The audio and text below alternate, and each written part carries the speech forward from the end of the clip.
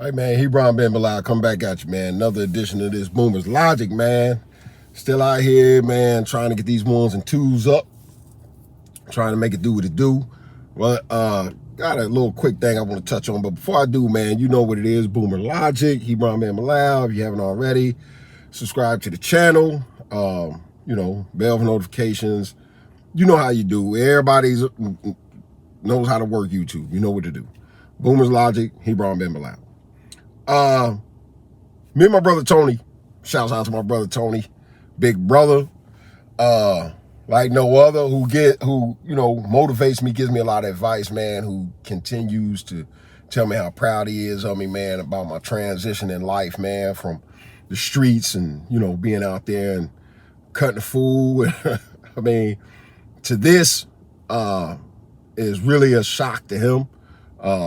He didn't want to believe it, probably for he just watched me for about my first 24 months, man.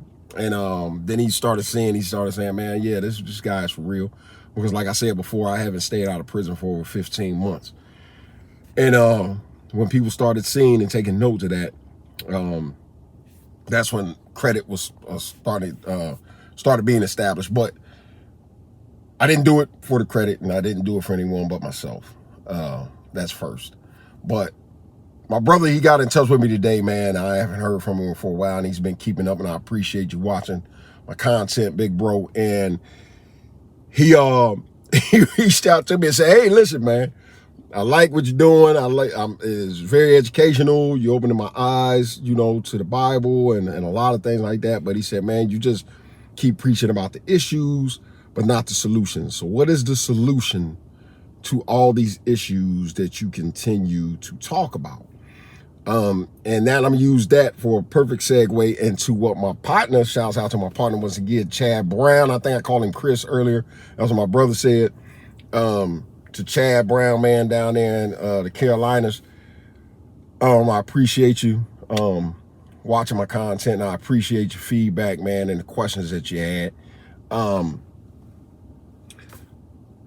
my brother, it's always gonna be the same. My answer is always gonna be segregation. My answer is always going to be the same. If you do not like the system, you don't like how it's treating you, you don't like the inequality, separate yourself, take care of yourself, learn how to be self-sufficient, do the things you need to do to develop and cultivate land and separate yourself from the system. Just period. That's my solution. Segregation. That's my solution. If we want to get back to a place like Tulsa, Oklahoma's, and all those particular places, 40s, 50s, 30s, in the 30s, 40s, and 50s, excuse me, we have to separate ourselves. We have to segregate. We have to be forced to do for ourselves. We have to be forced to be accountable. We have to be forced to come together in a unified fashion and do things for one another. Just as simple as that. In this society, there's a lack of accountability. This system only makes you accountable when you break their rules overtly. They don't make you accountable on a moral level. There's you can't make others, stand and be accountable. Now the way they got things structured, you're ashamed if you do. Once again, help me segue into what my partner, Chad, had asked me.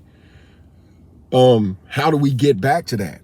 I think that the first thing that we have to do is to understand that it's never going to happen in this generation. This generation, our generation, actually the boomer generation, would have to start to sacrifice greatly. And first, securing land. That's the first thing. Then setting ground rules. What are the ground rules? The moral guidelines. Who do we interact with? Building the infrastructure. All those particular type of things. But we have to be like Abraham, Isaac, and Jacob in regard to this particular way of thinking. We have to understand that what we put together now is not going to benefit us. It's going to benefit our offspring. It's going to benefit those who come behind us, generations from now. You know what I'm saying? Generation X probably be the ones who would be best suited. We have to start to groom successors, which we don't do, man. You know, we don't groom successors. We make money and try to spin it up as fast as we possibly humanly can, and all that type of stuff, man. We don't set a financial structure or foundation for those who follow behind us. I always liken to the David blueprint, what he did with Solomon. Not only did he instruct him and set down a financial blueprint, but he outsourced other nations and created, I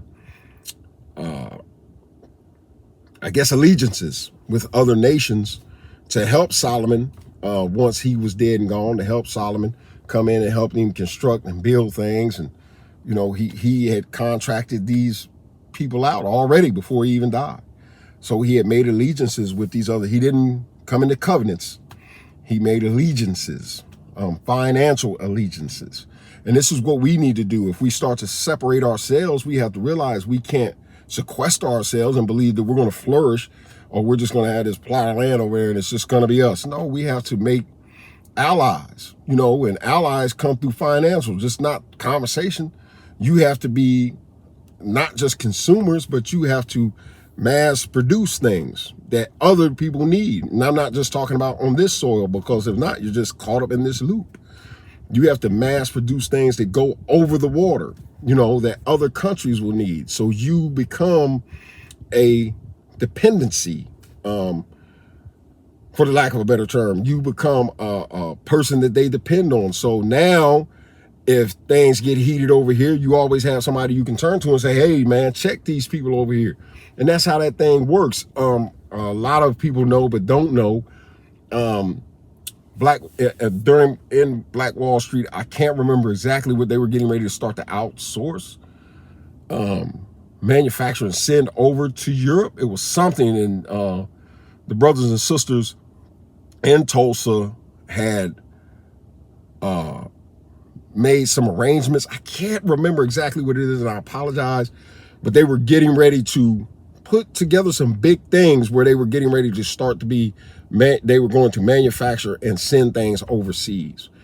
And that would have put them in a position financially and politically, where where they would have been situated, man, where, man, if the United States would have bothered them, it would have been a lot of, you know, answering that had to, you know, to come with that. And that's what you need. You need to create these alliances, man, and just not, and you have to create them for the next generation and just not for yourself. You have to establish it and make these people understand that, look, I'm establishing this and I'm mass producing this and giving it to you for these purposes. You have to take finances and put it into other systems. You have to plan and structure and get things ready for the next generation, where they have that advantage that they can maneuver and do other things, and not just on a local level, but on international level. You have to do business outside of the United States. And as for a lot of us who are running over to Africa right now, without having that anchor, without having that financial support or stability before you leave. And what I mean, because my wife talks to me all the time about, hey, why don't we just leave? And I said, leave and go where and do what? Because you have to have that financial foundation established where it is generating revenue and pumping it somewhere for you, so you have that reliance. You have that thing that you can turn to and say, okay, hey, we're gonna need more of this, we're gonna need more of that. I heard was it Umar Johnson talking about they don't do the things that they do to the Asians and all other nationalities and races like they do to the blacks, because they have political ties with other places. They have connections with other places, like the Asians have, you know, Asia. So when stuff starts to happen to them, they got to answer for that. You know, the Asian government says something, say, hey, and the same with Hebrews, man. We have to start to establish these ties with other nations where we are not just consumers, that we are actually manufacturing things. We have to figure it out. What you want to manufacture? These are the things that bring you that stability and bring you that name, that recognition from others that say, hey, We got a vested interest there, man. We got a financial tie with these people, man. Y'all just can't be doing them like that.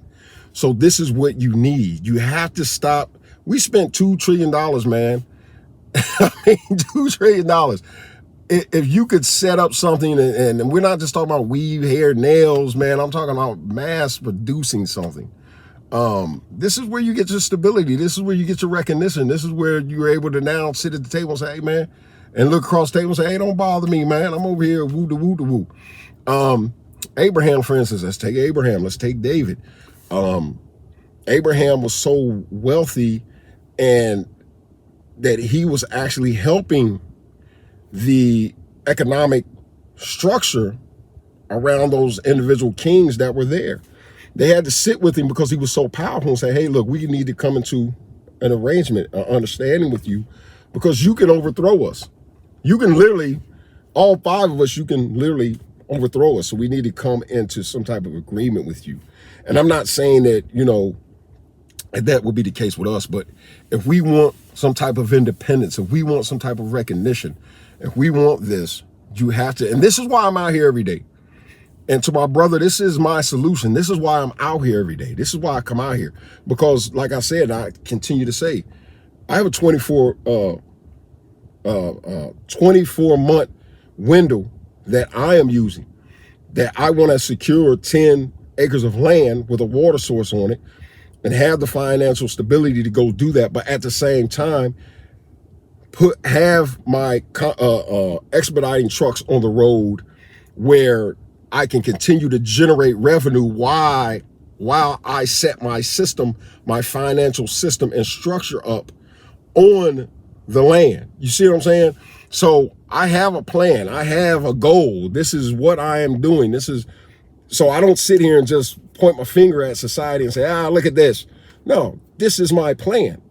First step, be on the road with my truck expediting within the next few months. Step after that, have my land secured, paid for, starting to build, and to start to figure out exactly what I'm going to manufacture, which I already know, but I'm not going to put that out there yet, and start to manufacture something and start to network with other countries and say, hey, listen, I got this for sale. Or even though I'm going to be doing it here locally, at the same time, I want to be networking with other countries, other people, and saying, hey, look, I want to start to produce and send this over. And the land that I do desire to get, I am going to have other land around it that I can expand on. This is what's important, man.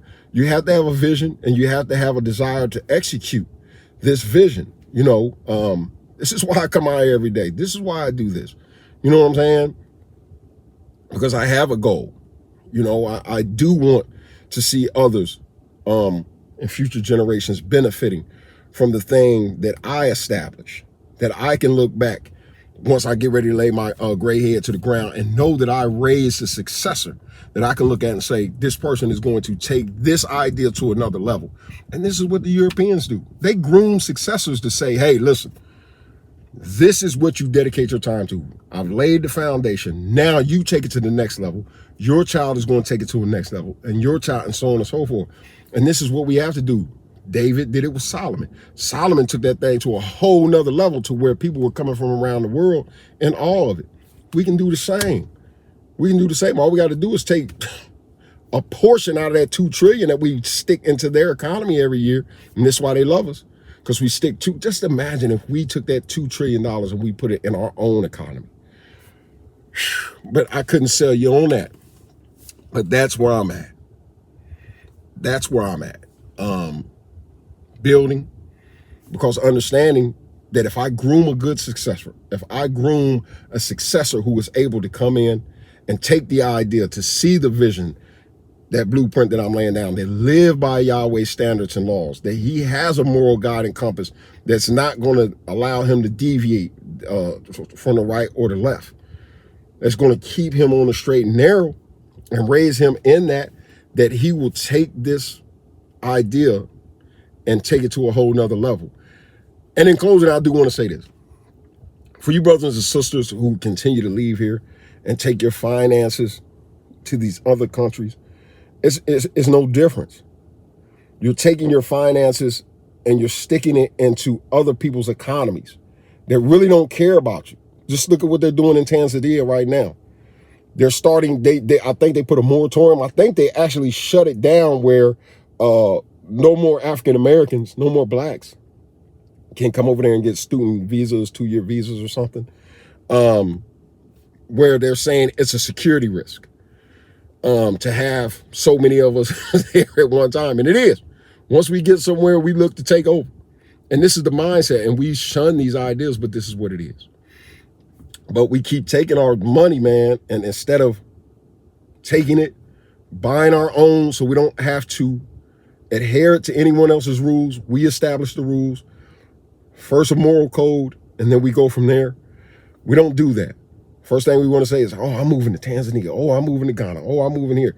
Stop. Hit your brakes. Pump your brakes. Let's pool those resources and take a bit out of that $2 trillion. Get us some land and start to come up with a plan, an idea of what we can start to wholesale manufacture. That's the idea, man. We have to stop becoming consumers and be producers.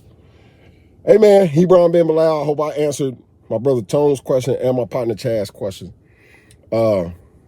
It's Boomer's Logic. Just coming to drop this quick little tidbit on y'all, man. I love y'all. As always, giving wisdom to those wise old boomers. And for you millennials, just gave you an opinion, man, because you don't know how to think. Love y'all, man, and I'll see y'all on the next one.